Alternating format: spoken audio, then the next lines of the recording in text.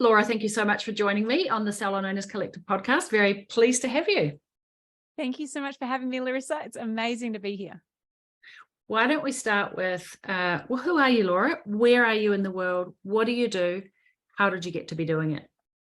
Well, my name is Laura Higgens. I am based in Sydney, Australia, and I help creatives to skyrocket their business. And the thing I found is that most creatives, most service providers are amazing at their craft, but when it comes to building their business in a way that is sustainable, in a way that feels good, in a way that actually gives them freedom, they kind of feel a little bit stuck. They feel overwhelmed. They feel confused.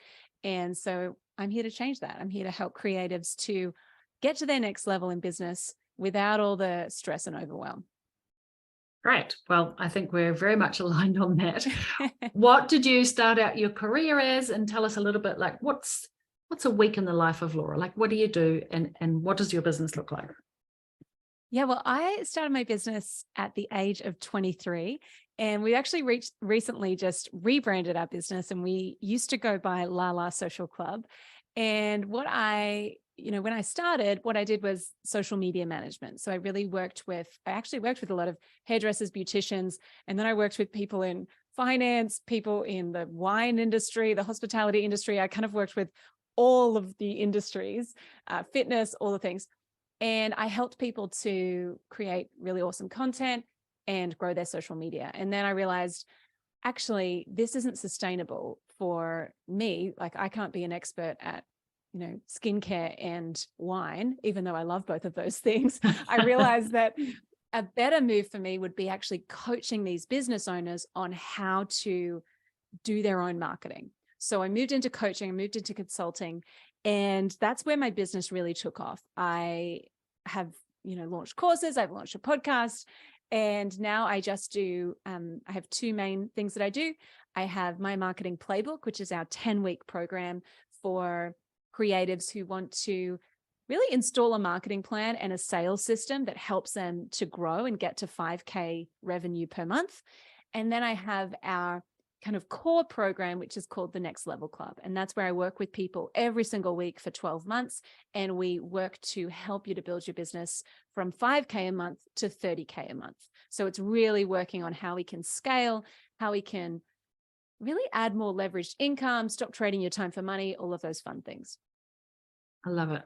Well, I'm looking forward to having a conversation with you around some of those creative roadblocks, because I think, as creatives, we have this kind of entrepreneurial moment and get into business and then think, oh, heck, what did I do? Where's the space for the creativity that I used to do? Now I have to do payroll, and now I have to do marketing, and I need to do all the things. And I think that we can both agree that this really starts to stifle creativity, or even sometimes the fun part of being in business, the reason that we got into the industry that we're in the first place. And I guess my mission is to help people unpack those roadblocks and get back into having fun. And it's the creative space is the space that we thrive on, right? This is our happy place. Yeah. So I know this is exactly what you do. So let's talk a little bit about, like, what are the major roadblocks to creativity in your opinion? Yeah, I think it's so funny, the irony of like running a business, because you start a business because you're good at a particular craft. Maybe it's you start a business because you're an amazing hairdresser, or you're a really good facialist, or whatever it is. Excuse me. But what happens is you start growing because you're good at what you do, right? And then all of a sudden you're like, hey, now I'm the manager of the people, and I'm not doing what I'm good at. And I'm kind of like, I've lost a bit of the joy in running a business. And for us, like exactly what you said, Larissa, for us as creatives, we need space to create. We need to be in our genius zone.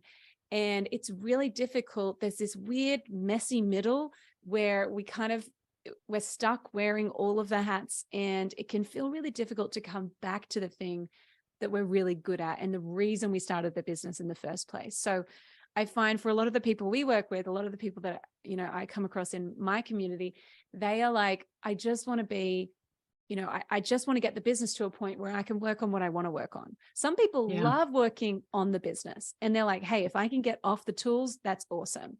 And other people are like, hey, I love dealing with clients. I love being in the room. I love being on the tools. I would love it if someone else could help me with the business side. And there's no right or wrong answer there. It's just finding out what you really like. So that's kind of where, for me in my business, that's where I got to, where I was like, oh my goodness, I'm the bookkeeper, I'm the marketer, I'm the salesperson, I'm the customer service person. And, like there would even be points where if I had to follow up an invoice, I would do it under a fake name because I didn't want people I was the monkey that kind of did all the things. So, there's such a funny, weird moment in business where we realize, oh my gosh, like, what do I want to do? And how do I do more of the thing that I'm amazing at? And for creatives, it's really coming back to how can I spend more time creating, and how can I kind of palm off some of those things that really drain us. And also, if we're being honest, we procrastinate as well. Yeah, I think you're right. I think a good indicator that you're outside of your zone of genius is probably the procrastination, or never getting around to it. Mm-hmm. Let's talk a little bit about having a bit of a business plan. I know sometimes that feels like the opposite of creativity. There's no spontaneity in the plan. Yes. But tell me about your thoughts around actually having a bit of a plan. Yeah. I really think there are three big roadblocks that we as creatives experience and that stop us from getting to that level that we want to get to, right? They keep us kind of stuck. And the first is winging it. And as creatives, we are good at winging it, right? Like we're good at kind of doing things off the cuff, being spontaneous, kind of making things happen and course correcting when we need to. And those are all strengths.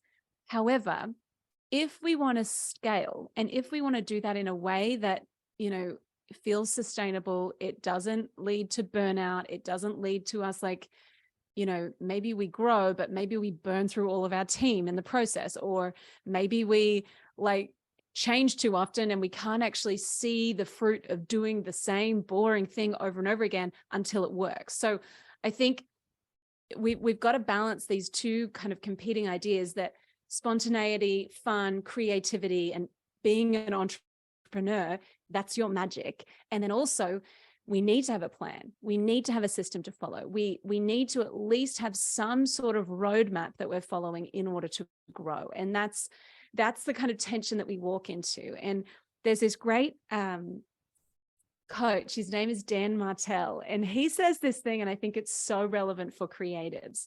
He says when he's coaching his clients, if a client comes to him and says, I'm going to change this whole thing overnight, and I'm going to just I have to do it. I have to change my offer. I have to change my pricing. I have to, whatever it is, fill in the blank. And because we're entrepreneurial, that kind of comes naturally to us. And he asks this question. He says, are you throwing a hand grenade into your business right now? And it's such a good question that I think we need to always be asking. Are we just kind of changing things up for the sake of it? And are we being erratic? And are we actually kind of deviating from our plan? Because we need to have a plan if we want to grow. You cannot grow without a plan, without a strategy. I agree. I love that example. I think probably as entrepreneurial creative types, I think we probably do that a lot. And Yes. And then we wonder why business is tricky, overwhelming, complicated, and we're a little bit overwhelmed with all the things to do. I know that we create it because I've been there myself. We create our own disaster and dramas.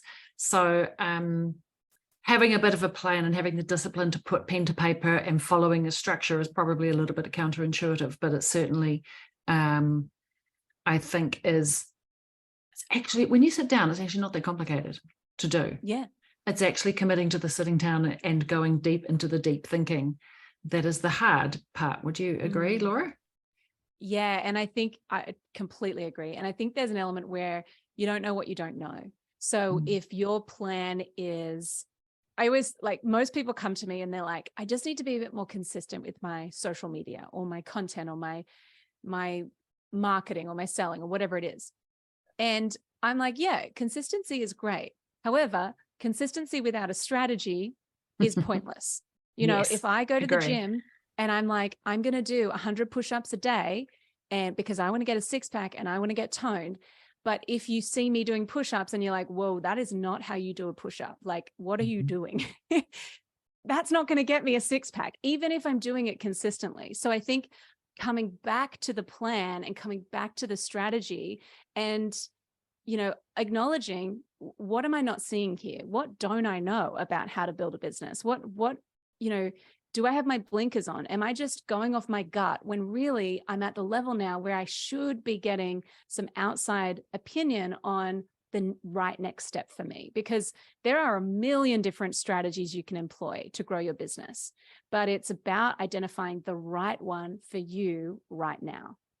I really like that you brought that up, actually, because it was on the back of my realizing this, not only having done it myself, but now doing it with Salon Owners, is to have the step-by-step plan. Like, there is actually a plan. You could go and get all sorts of information off the internet, but you're kind of getting it sporadic and thrown everywhere, and you don't know which one to do first. And sometimes we do the last thing first and the third thing second, and we wonder why it's messy. Actually, find somebody who's been there, done that, put together the step-by-step plan. Like, you cut out 90% of the mistakes overnight just by having the pathway. The map is like trying to drive from Wellington to Auckland without a map, but actually you didn't realize the car was facing south towards the South Pole and you're not even going north. So I think that's the takeaway. It's not even just a plan, it's actually having a roadmap that somebody who's been there and done that has put together. Yeah, and they can say to you, and that's what I love about what you do with salon owners, is you can say, hey, I completely understand why you'd want to try that strategy, but you're not ready for that yet. You need to do this instead. And I think that wisdom and that type of strategic advice you can't get from binging podcasts or like going on and watching a bunch of YouTube videos. Yes, it's great to consume content. It's great to learn, but I think we get to a level in business where we do need personalized and strategic advice for where we're at. Yeah, otherwise it's just a bunch of shiny objects and you're just scatterbrained all over the place. All right. You mentioned there are 3 key things. So we've talked about not having a plan and kind of winging it. What else? The second big one that I see is being stuck on the revenue roller coaster. And what this looks like is as creatives, as just business owners in 2023, there are so many things we need to be focused on, especially when it comes to our marketing and sales, right? Like we show up consistently on social media. We're on our stories. We're chatting to people in the DMs. We're getting people to book in. We're doing the things. And then we get to a point at like the top of the roller coaster where we're like, I am booked out. I'm busy. I'm stressed. I don't have time. And we drop off. And instead of doubling down while we have the momentum in our marketing, in our sales, we freak out, we take our foot off the gas, and then we kind of drop right back down again. And then we realize, oh, okay, all those clients, they're done. We've sorted those people out now. Now I need to get fresh clients in again. And it all starts over again. You've got to get the momentum. You've got to get the engagement up again. You've got to get people like connecting with you again, and it just kind of never stops. The roller coaster goes on and on and on, where what we want to do is, instead of it being really high peaks and low like troughs, we want it to be a really lovely steady line where we're being consistent with our strategy that we've made, with our plan, and we're being consistent. We've got systems that support us to really show up in the way that we want to in our marketing, in our sales. And then our growth, we can actually predict our growth. It's not money in, money out. It's not that feast or famine mode. It's steady and it's sustainable. And I see a lot of businesses where they're like, oh, now I've got to deliver on all the work that I've just gotten. I'm going to just like ghost everyone on social media or in my content or in my sales. And then they pop their head back out again and they're like, wow, I need sales yesterday. And it's just not a sustainable way to build a business. Agree. Yeah. Consistency is everything. And I think back to the plan. If you follow the plan, then you're not doing all the shiny objects, which is going to get the up and down, up and down. So do you know what? It's a little bit of patience and discipline on the CEO front. While things are building momentum and you're on the upward trajectory, slowly, not high spikes, we have to have a little bit of patience, because, you know, you want to grow fast. We want results overnight, and a little patience goes a long way. And I don't know how you find this, Larissa, but there's a lot of discourse, I think, in social media and Instagram world, where it's like, I grew this overnight, and, you know, I got this amount of money in this amount of days, and it can start to feel like slow is bad. And I think I love what you said about being patient, because I think, like, business is a long game. It's a long game. And I think we can get sucked into these flashy tactics that promise the world, but really, maybe, like you said, they are shiny objects. I just think it gives us entrepreneurial anxiety, like this kind of feeling like I've got to do more, and I've got to keep going, and I've got to do more. I tell you what calms me, what calms my farm, is I remember that I'm building a 100-year business. I'm not even going to be around in 100 years, but, you know, like, this business is bigger than me. It's not about just what I can get out of it or what I'm doing with it. I want to build something that's sustainable over the long haul. It doesn't have to last 100 years, but that kind of, this big number makes me go, calm down. You know, like, what you do in the next month is not going to make or break a 100-year business. You've got some time, just chill a little bit. You got this. That's how it works in my head anyway. I think it's nice to have something to go back to just work on the consistency thing.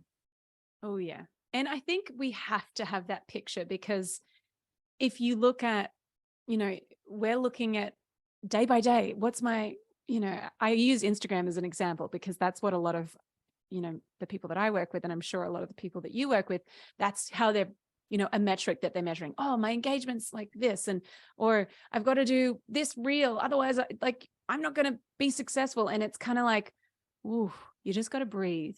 And if you zoom out for a moment, you can actually see the progress that you've already made. Yeah. And I think a lot of people don't acknowledge their progress. They think, oh, no. And this is the curse of the entrepreneur, right? We're always thinking ahead. We're always thinking, what next? What can I be doing next? How can I be growing more? How can I, you know, how can I innovate more? How can I help more people? How can I have more impact?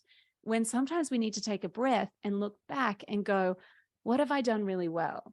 Or how did I show up in the last 90 days? What can I do more of? What should I do less of? And I think when we can actually reflect, we can, again, I think that helps to inform the plan that we have moving forward. Yeah, I agree. I love that for sure. All right. Any last roadblocks?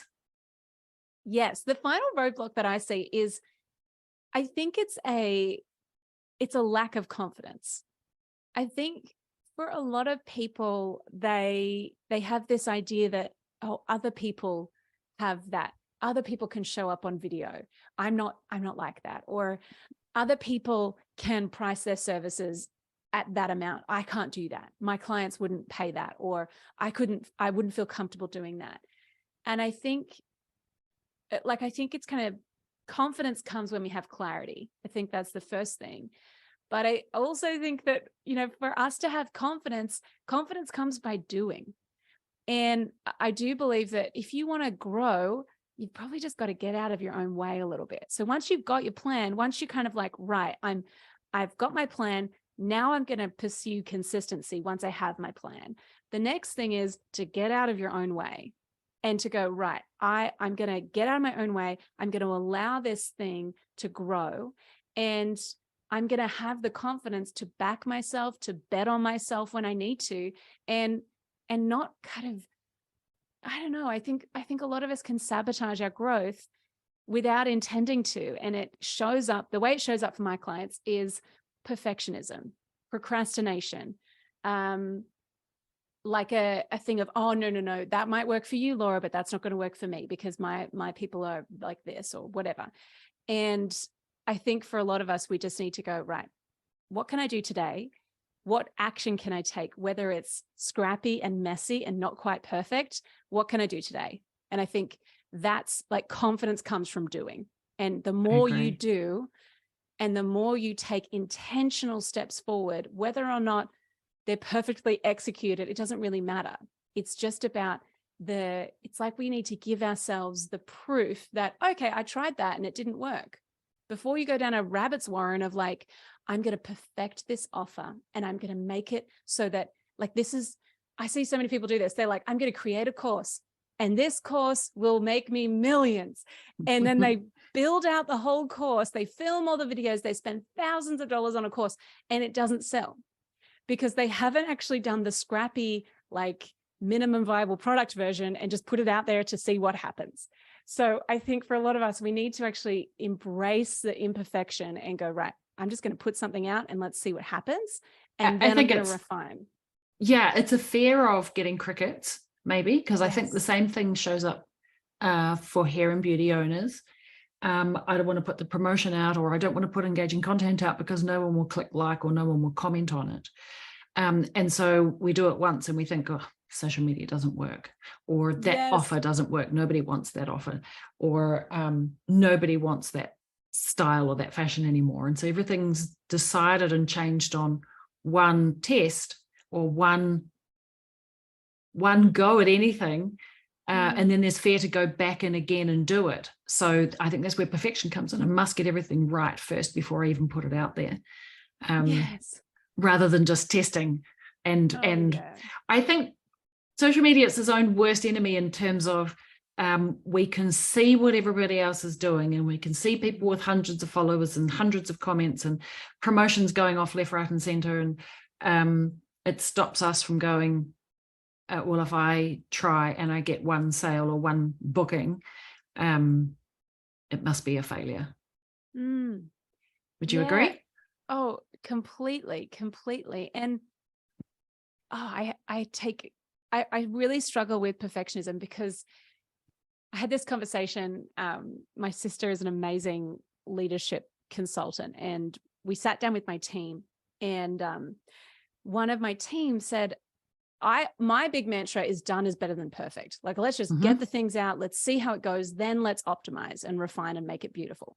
And I really believe in excellence. I do. But I also believe in, let's just test the thing first. So that's kind of been my mantra. But one of the girls on my team was like, no, done isn't good enough. Perfect is perfect. And it was this really interesting moment where I was, and like, to be fair, she was a designer. So she was thinking like, no, like everything must be aligned. Everything must look beautiful and it must be the exact right thing. And she definitely has like an excellence about all of the work she produces.